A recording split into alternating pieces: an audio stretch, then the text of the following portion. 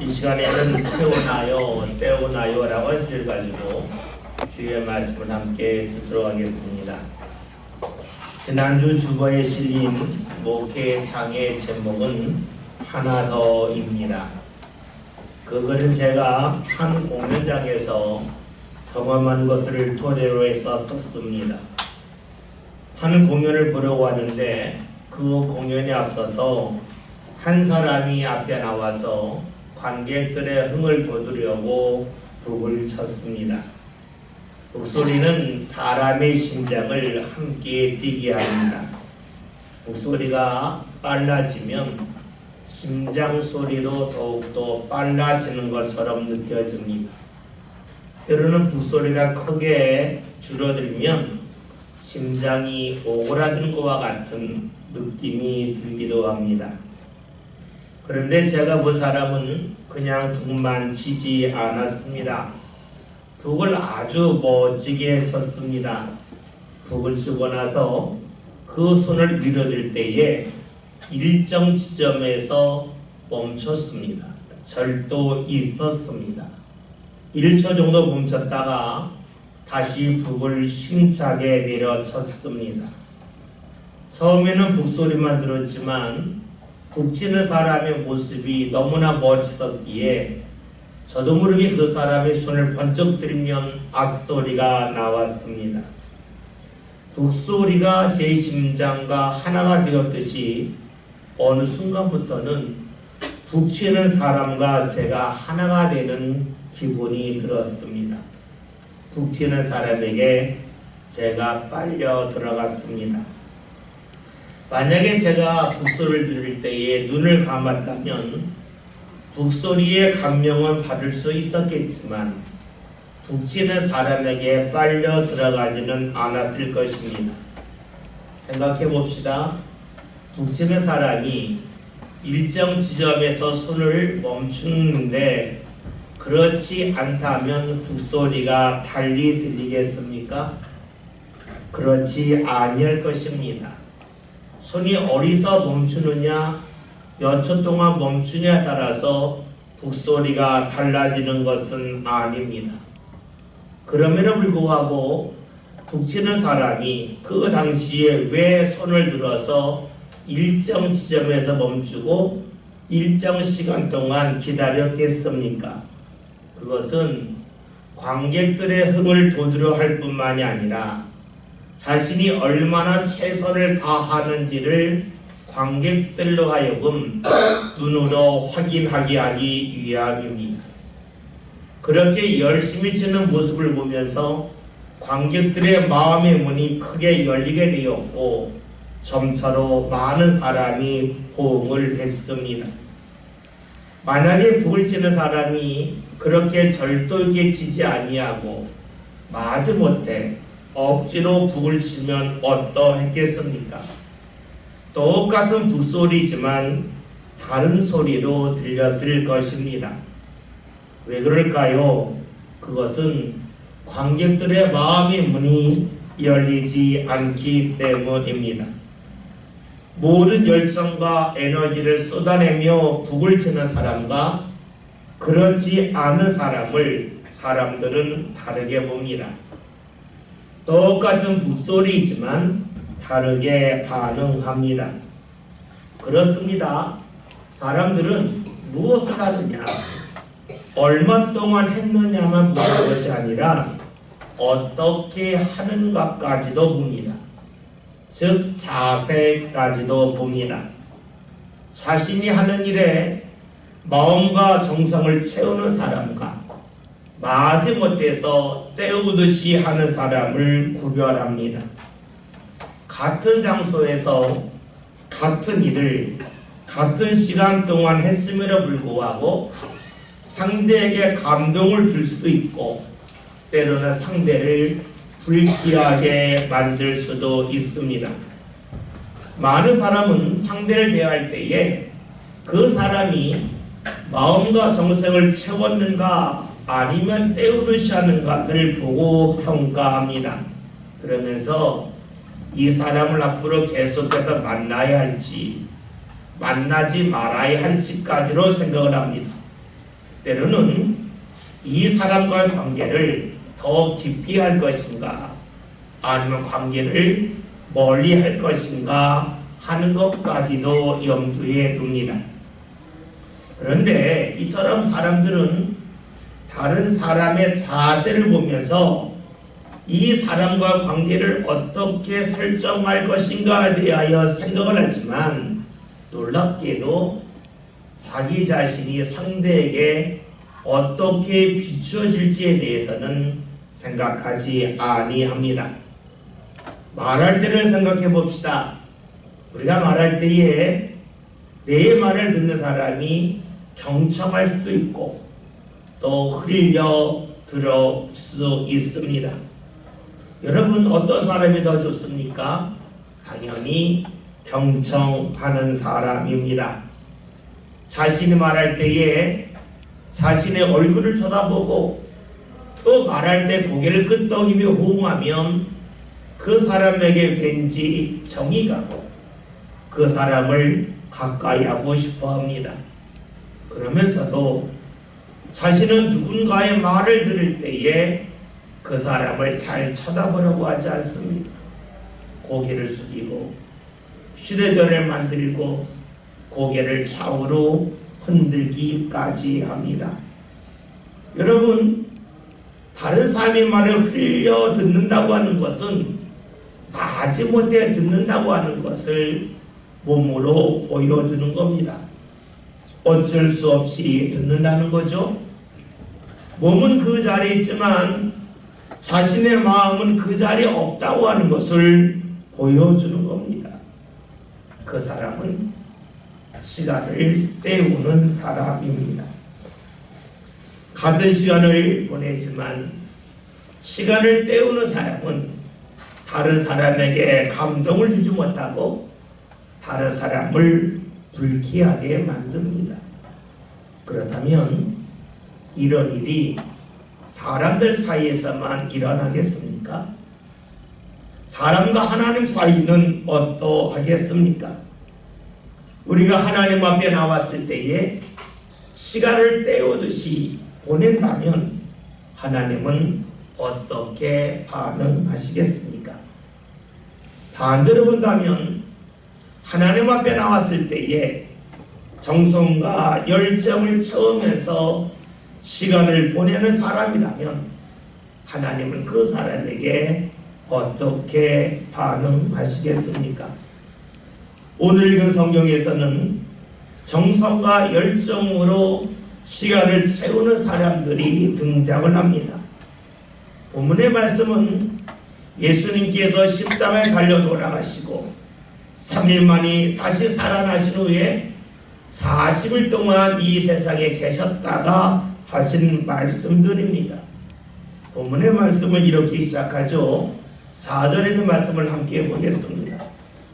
사도와 함께 모이사 그들에게 분부하여 이르시되 예루살렘을 떠나지 말고 내게서 들어가 아버지께서 약속하신 것을 기다려라. 아멘. 예수님은 두 가지의 말씀은 하나는 공간입니다. 예루살렘을 떠나지 말라라고 말씀하시고 또 다른 시간입니다. 기다리라 하는 겁니다. 하나님 아버지께서 약속하신 것을 기다리라고 말씀합니다. 그런데 예수님이 공간에 관하여 말씀하실 때는 아주 분명하게 명확하게 말씀하셨습니다. 예루살렘이다 말씀하셨습니다. 그런데 시간을 말씀하실 때는 명확하게 말씀하지 아니하셨습니다. 언제까지 기다리면 된다 알려주지 아니하셨습니다. 똑같은 시간 동안 기다린다 할지라도 언제까지인지 알고 기다리는 것과 언제까지인 줄을 모르고 기다리는 것은 아주 다릅니다. 언제까지인 줄 알면 쉽게 기다릴 수 있겠지만 그것이 언제인지 알지 못한다면 막연한 기다림이라면 사람들은 힘들어합니다. 예수님이 제자들에게 공간을 말씀하신 예루살렘은 예수님의 제자들이 있기에 거룩한 곳입니다. 왜냐하면 예수님의 제자들은 고향이 나사렛입니다. 지금 기다려간 곳은 예루살렘입니다. 나사렛과 예루살렘 사람들은 사용하는 말은 같지만 말투가 달랐습니다. 우리나라로 말하면 사투리가 있었다는 거죠. 그러니까 말하는 걸 들으면 무슨 말인지 알아는 듣지만 그뿐만 아니라 이 사람이 어느 지역의 사람인지를 분명히 알 수가 있었습니다. 예루살렘 사람들은 나사렛 사람들을 업신여겼죠. 그러니까 제자들이 말을 할 때마다 예루살렘 사람들은 나사렛 촌에서 온 사람들이구만 하면서 업신여기고 무시를 합니다. 그뿐만이 아니죠. 제자들은 예루살렘에 집이 없어요. 그리고 가난한 어부 출신들이 대부분입니다. 그러니 주머니가 넉넉하지 않습니다. 경제 사정이 그다지 좋지가 않습니다. 예루살렘에서의 하루하루의 삶은 버거울 수밖에 없습니다. 예수님이 제자들에게 예루살렘을 떠나지 말고 기다리라고 말씀하시면서 기한을 알려주지 아니하셨죠. 기한을 알려주신다면 규모 있게 살 수가 있어요. 우리가 지금 이만한 돈이 있으니까 이만한 돈을 가지고 며칠을 살려면 하루에 얼마씩 쓰면 되겠다 계획을 세울 수가 있는데 예수님은 기한을 알려주지 아니하셨습니다. 공간을 알지만 시간을 알지 못하니 제자들은 크게 답답할 수밖에 없었겠죠. 그러면 제자들이 기한도 모르는 가운데 예루살렘을 떠나지 말할 이유가 무엇이었겠습니까? 예수님의 말씀 5절을 함께 봅니다.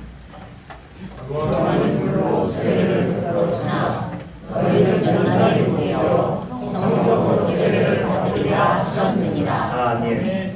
예수님이 예루살렘을 떠나지 말라고 한 이유는 성령의 세례를 받기 위함입니다. 성령은 말 그대로 거룩한 영, 하나님의 영입니다.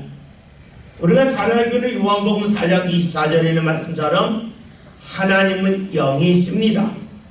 따라서 하나님이 영인데 하나님의 영이 성령을 받는다고 하는 것은 하나님이 우리 안에 들어오신다라고 볼 수가 있습니다. 하나님이 내 안에 들어오면 어떻게 될까요? 음식을 생각해 봅시다. 음식이 내 몸 안에 들어오면 내가 힘이 나죠. 내가 힘이 나면 힘이 없을 때에 하지 못했던 일을 할 수가 있습니다. 음식이 내 안에 들어와서 내가 힘을 얻게 되면 하고 싶었지만 힘이 부족해서 할 수 없었던 일을 할 수가 있죠. 그렇다면 하나님의 영이 성령이 들어오면 내가 지금까지 힘이 없어서 할 수 없었던 일을 할 수 있을 거라고 생각하기가 쉽습니다. 그래서 제자들이 하나님의 영, 성령을 받으면 이런 일이 일어나지 않겠는가 라고 하는 마음을 갖고 물어요. 6절에 있는 말씀 함께 봅니다. 그들이 모였을 때에 예수의 여쭈어이르되 주께서 이스라엘 나라를 회복하시니 이에 이르라 하니. 아멘. 당시에 이스라엘은 로마의 식민지였는데 식민지라고 하는 것은 로마보다 힘이 약한 결과입니다. 따라서 제자들은 하나님의 영이 들어와서 우리에게 힘이 생기면 로마의 지배에서 벗어나지 않겠습니까? 라고 하는 마음을 갖고 묻고 있습니다. 자신의 나라가 힘이 강해지면 자신의 삶이 부유해질 거라고 여겼기 때문입니다. 제자들의 생각, 즉 하나님의 영이 성령이 내 안에 들어오면 내가 원하는 일이 잘 풀릴 거라고 하는 기대가 오늘 우리들에게도 있습니다. 그래서 많은 사람들이 신앙생활하면 제자들이 이스라엘의 회복을 꿈꿨던 것처럼 내가 원했던 일이 잘 풀리지 않겠습니까? 라고 묻습니다. 그리고 그런 기대를 합니다. 그런 기대 속에서 신앙생활을 열심히 하기도 합니다. 그런데 이런 기대 속에는 하나의 전제가 있음을 사람들이 잊고 있습니다.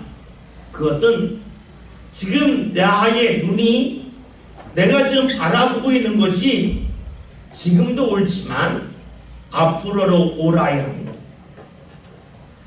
만약에 내가 지금 보았는데 옳아 보이지만 시간이 지났을 때 그것이 옳지 않다면 내가 지금 원하고 내가 붙잡고자 했던 것을 얻었을 때에 나중에 크게 후회할 수밖에 없겠죠.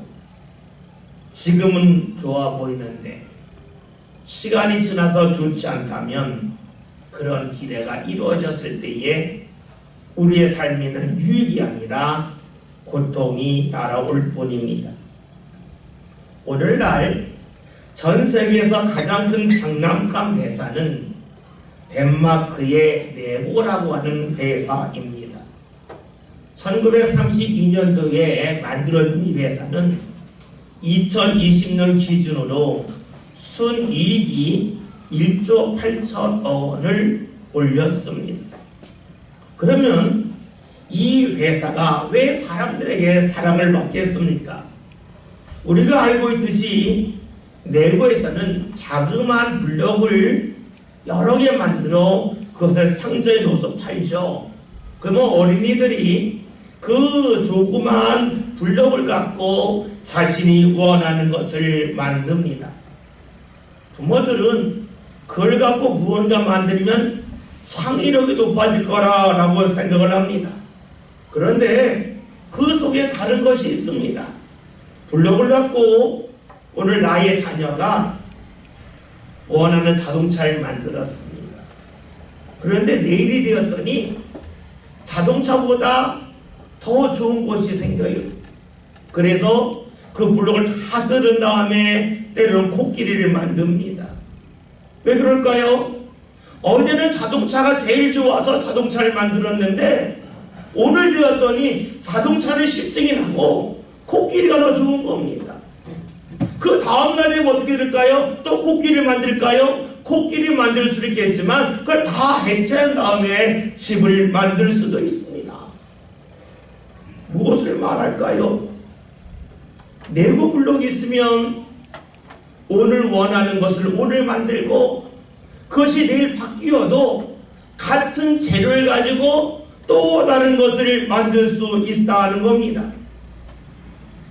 레고 블록이 있으면 오늘 원하는 것과 내일 원하는 것이 달라져도 문제가 되지 아니한다는 것이죠. 레고 회사에서 본 것은 무엇입니까? 사람의 욕망은 계속해서 달라진다는 겁니다. 사람이 좋아하는 것이 끊임없이 달라진다는 겁니다. 그렇기에 블록을 가지고 제품을 만들게 했습니다. 여러분, 어린이들이 블록을 갖고 만들고 싶어하는 것이 날마다 달라지듯이 어른들도 성인들도 자신이 원하는 것, 자신의 욕망이 계속해서 달라짐을 우리는 보고 있습니다. 여러분, 그렇다면 내가 지금 원하는 것이 이루어지는 것이 꼭 좋은 일이라고 말할 수는 없겠죠.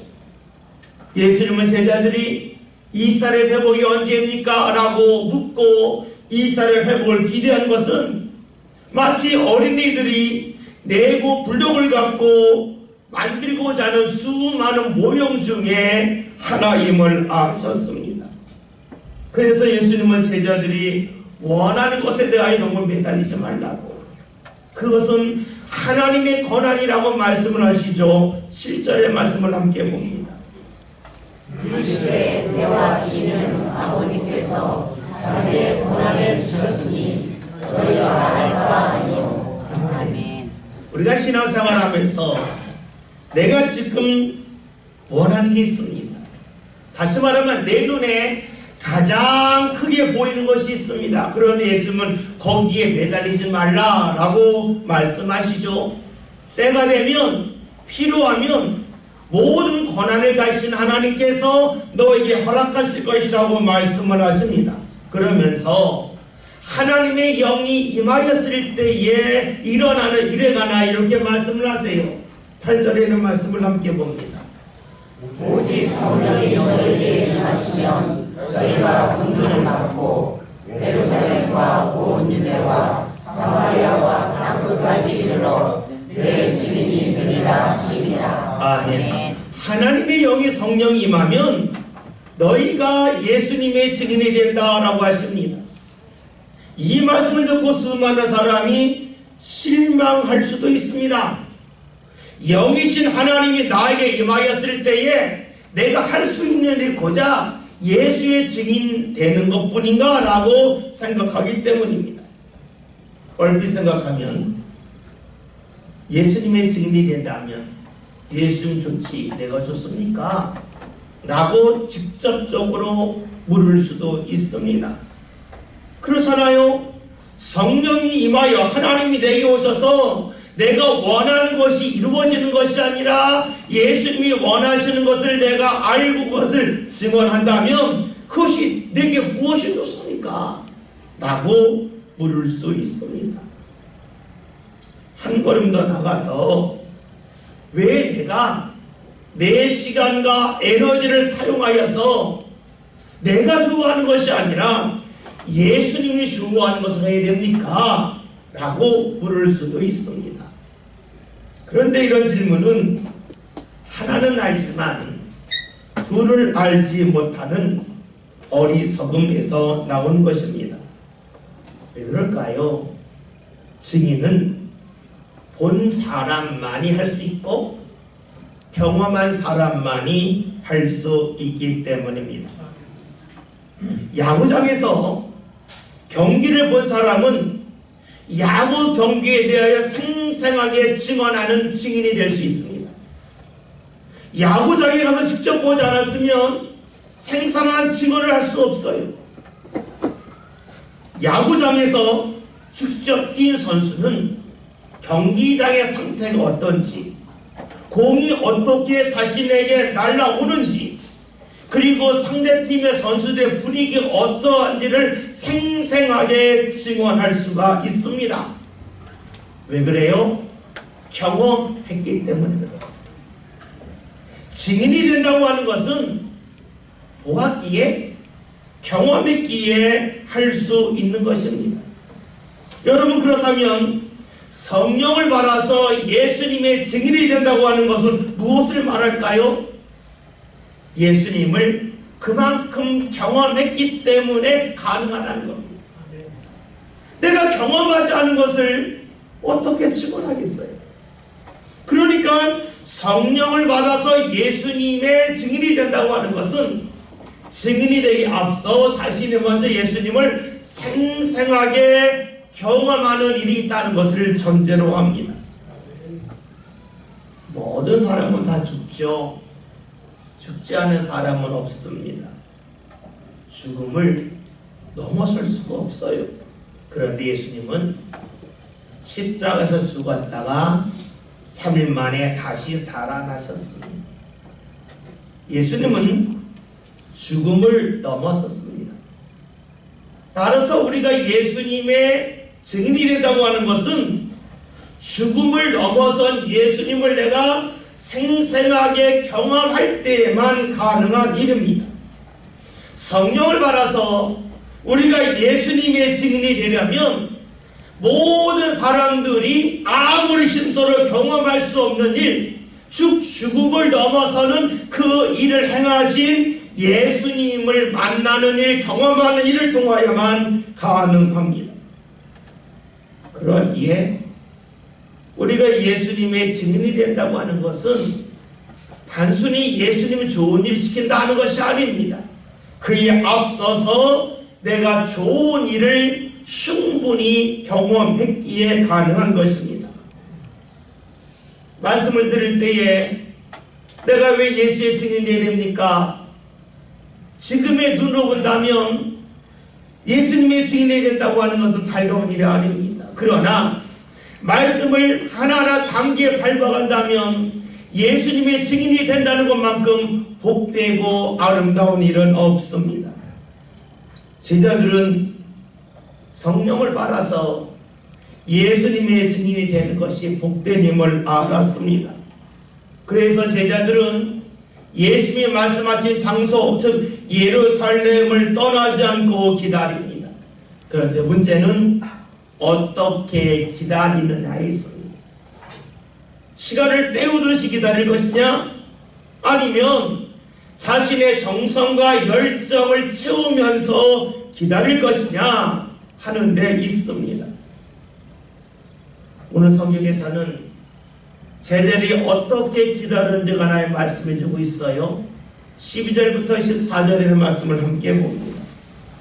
제자들이 감람이라는 산으로부터 예루살렘에 돌아오니 이 산은 예루살렘에서 가까워 안식일에 가기 가능한 길이라.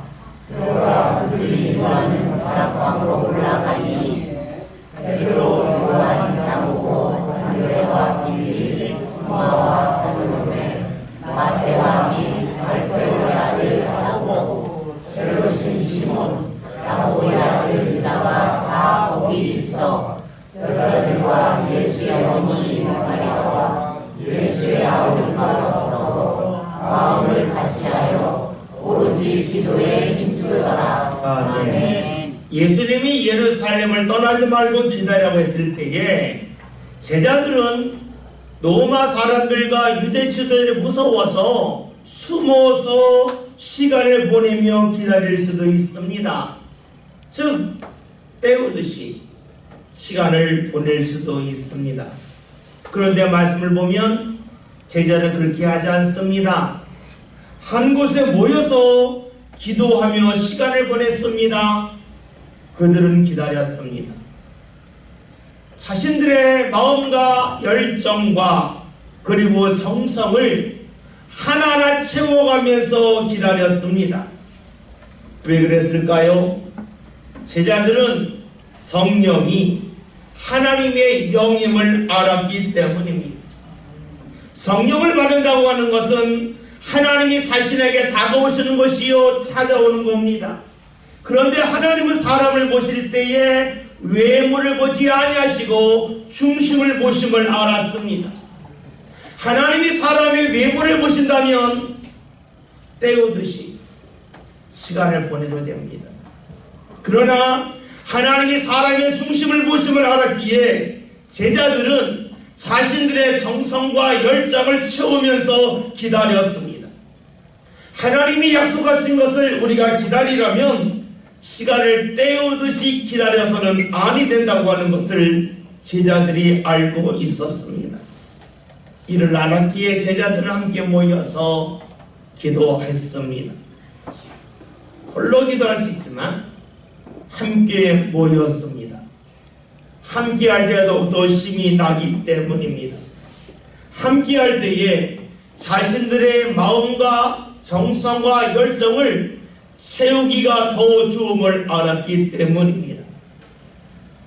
똑같은 시간을 보내지만 누구 함께인에 따라서 그 시간에 느끼는 감정과 느낌과 가치는 달라집니다. 우리가 음식을 먹을 때에 음식만 먹는 게 아니지요. 음식과 더불어 분위기를 먹습니다. 그래서 우리가 음식을 먹을 때에 혼자 먹으면 입맛이 떨어지지만 누군가와 같이 먹으면 입맛이 좋아진다고 하죠. 왜 그렇습니까? 맛을 느끼는 것은 혀입니다. 그런데 이 혀의 감각을 주관하는 것은 사람의 뇌입니다.